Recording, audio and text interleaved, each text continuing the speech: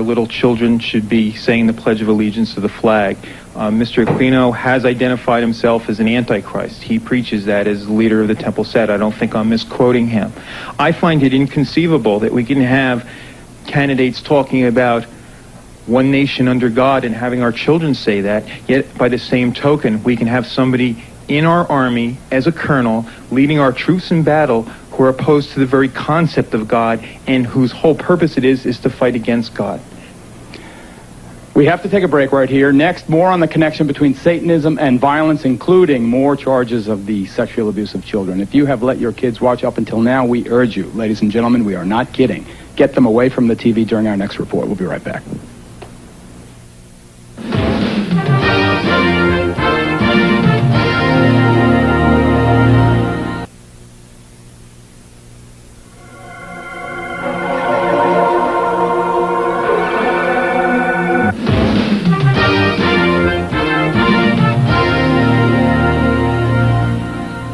Once again, parents, we urge you to heed our strongest warning about this next report on the abuse of children, the alleged abuse of children, because if the point of devil worship is evil, what could be more evil than this? That's the baby right there. Right here? Uh-huh, it came out of her already. What'd they do to the baby? Then David took it and kept throwing it against the wall, and he killed it, and he took it in the house. No, you saw that? Yeah. These are pictures that can chill a parent's soul. They're a symptom that something dreadful, unspeakable has happened to the child. In this case, it's an 8-year-old boy from Grenada, Mississippi. They took us in an old caboose. And they had these things they called Spains. Spains? Yes, Spains. They stuck it up my butt. Who stuck it? David. Your dad? Uh-huh. Ow, did it hurt. 2 doctors have provided medical evidence that from a very early age, this boy has been repeatedly abused. His mother goes further. She claims the sexual abuse happened as part of a satanic ritual. Do you allege your husband was part of a satanic cult? I allege that he was the high priest of a satanic cult. David, the boy's father, has never been formally charged. He's now in hiding. Now, incest is certainly not new, but apparently more and more of it is taking on the dark overtones of Satan. She talked about there being a Satan, and she talked about there being boys that had hurt her. Listen to what this 5-year-old girl from Orange County, California, told her mother her father did to her. Daddy was heading the meeting, and he wore a real-life baby foot around his neck. She says they each drank the blood, and then they all hurt me. Said, how did they hurt you? She spread her legs and pointed to their crotch and says, right here. And it gets worse. According to his family, this severely traumatized 10-year-old boy, also from Southern California, was allegedly molested by a trusted neighborhood minister as part of an ongoing satanic cult. Jimmy talks about having a gun held to his head, about being shown a skeleton, about having to touch the skeleton. He has drawn pictures of a child being sacrificed. He's talked about animal sacrifices. He's disclosed molestation. In the very places created to care for children, in nurseries and daycare centers across the nation, there are increasing reports of ritual sexual abuse. The children of McMartin are still filled with lurid stories of their awful experience there. What did they say the devil would do to you? They said that if we told that the devil would come and kill our parents, and he said that we wouldn't live to be the age 9. What were they doing to you? Molesting me. What does that mean? What does molesting you mean? Touching us in places we don't want, and then they would threaten us oh, you don't say a word else we're gonna come to your house and kill everybody except for you, and we're gonna send you to the devil and everything. And they would scare us really much. No region in this country is beyond the reach of the devil worshippers. Even here in the heartland of America, stories of ritual abuse crop up. The children you're about to meet were born into it. They say their parents forced them to witness bloody rituals, and even they say to participate in ritual murder. Now in the safe haven of a concerned foster family, the children are haunted by their personal nightmares. My dad was involved in a lot of it. Okay, he's one of the main guys. He's a leader or something. He made us have sex with him and with other guys, and he's done it with other people. I don't know. I just don't like him. Tell us what else besides having sex with him and the other guys that made you do. Kill kids and be there and involved in everything else that happened. And I had to be there. And if I didn't, he threatened me, like, you're going to be killed, or people aren't going to believe you if you tell anybody.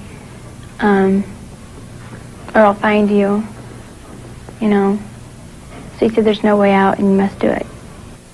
We found out she had been defecated on, that it was smeared all over her body and put in her mouth.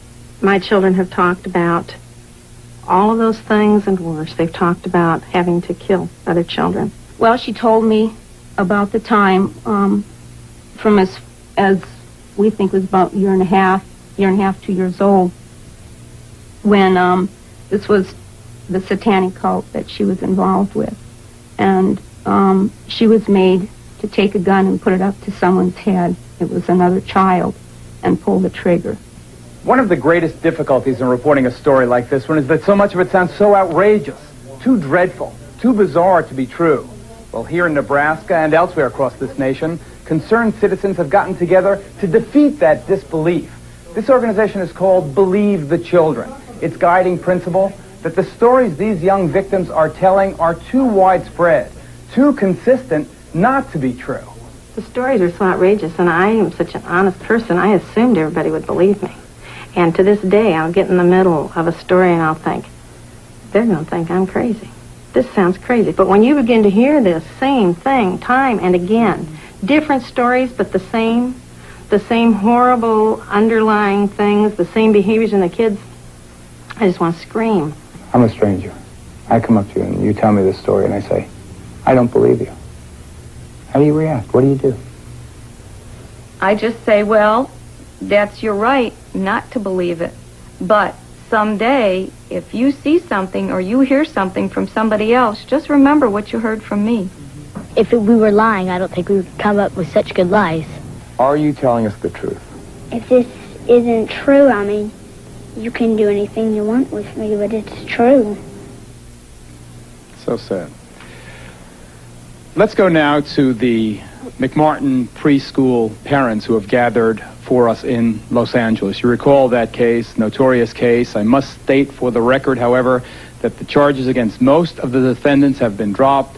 Charges are still pending against 2 of them, however. We know that the parents and the children allege child abuse. What is much less known is that they say it was ritual abuse as part of a satanic cult. Whoever is the designated spokesman there, please tell us why you believe this was part of a ritual cult, abuse as part of a satanic cult. Well, the easiest reason to that question, Geraldo, is the fact when the children started talking, they started talking about robes and candles. They described an Episcopal church.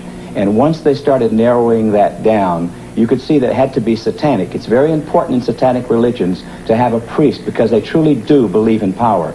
The difference only between Catholicism and the Episcopal religion is almost done. They both use wine, they both use bread, and so on. The truth about Satanism is they truly do use blood, and they mix it with urine, and then they also use the real meat, the real flesh. This is what makes Satanism true, and this is what 1,200 molested kids in the city of Manhattan Beach have told the Sheriff's Department, and it's an outrage that we are where we are with this case, and these poor unprotected kids that have, that's a third of the school system in the city of Manhattan Beach has been molested.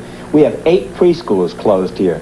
This is the child molestation capital of the world. We have more preschools closed in this city than any city this side of Detroit, and I'm not picking on Detroit. Right.